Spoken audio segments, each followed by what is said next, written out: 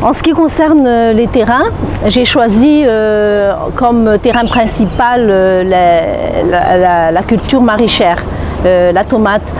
Et en allant sur le terrain, c'était vraiment très intéressant de voir qu'à La Réunion, d'abord, 70% des cultures de tomates, c'est sous abri, donc en serre. Et comment ils ont montré l'approche des pollinisateurs et aussi l'intérêt de faire ces cultures sous serre. À Madagascar, on travaille beaucoup sur terrain. Ici, ils ont dit que la culture de tomates sur terrain est meilleure en termes de goût, mais il y a le problème de mouches. Donc cette approche aussi d'expérimentation pour lutter une pratique agroécologique pour lutter contre la mouche de tomates, c'était très intéressant. Et les chercheurs qui ont fait cette expérimentation, ils nous ont montré le terrain, mais aussi ils ont pu analyser eux-mêmes quel était le gap dans leur approche.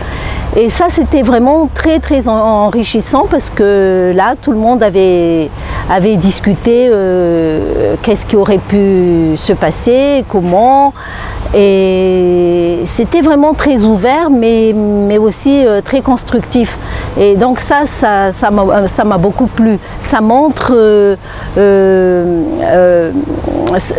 vraiment l'intérêt et peut-être je dirais l'obligation de travailler en pluridisciplinaire parce que là, tout a été discuté, comment intégrer les agriculteurs, quelle démarche, qu'est-ce qu'il fallait faire au début qu'on n'a pas fait.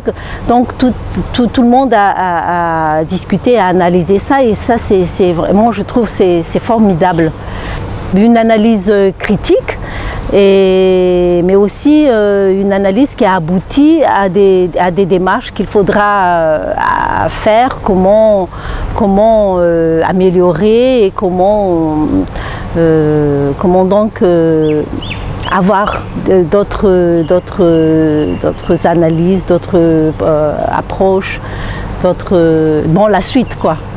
Ensuite, le terrain secondaire que j'avais choisi, c'est la culture d'agrumes.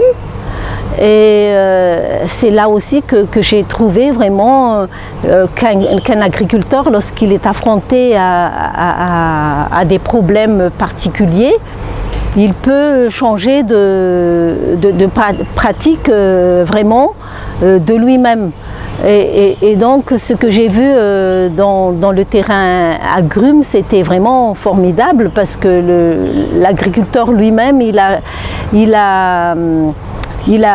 pris la décision de ne plus traiter ces agrumes avec des produits chimiques, des pesticides, et d'utiliser donc l'approche agroécologique, couvrir le sol, laisser pousser donc même les adventices. Et il a commencé à s'intéresser aux auxiliaires des pestes. Et ça, je trouve que c'était vraiment très intéressant de discuter avec cet agriculteur-là.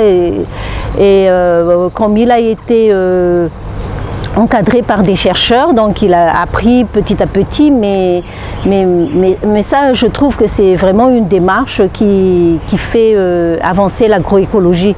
Et même si ses collègues traiter son terrain de sale parce qu'il y a beaucoup d'herbes et que la qualité visuelle des agrumes n'était pas comme les normes que les gens veulent. Lui n'était pas découragé et il a trouvé qu'il a choisi un bon chemin. Et ça, c'est formidable. Ses motivations, c'était justement parce que d'abord, après le cyclone, il avait eu une forte attaque de pucerons sur ces agrumes. Et donc pour lui, acheter beaucoup d'insecticides et tout cela, mais avant qu'il ait pu acheter les insecticides, les pucerons ont disparu parce que il y avait les auxiliaires qui étaient venus manger les pucerons.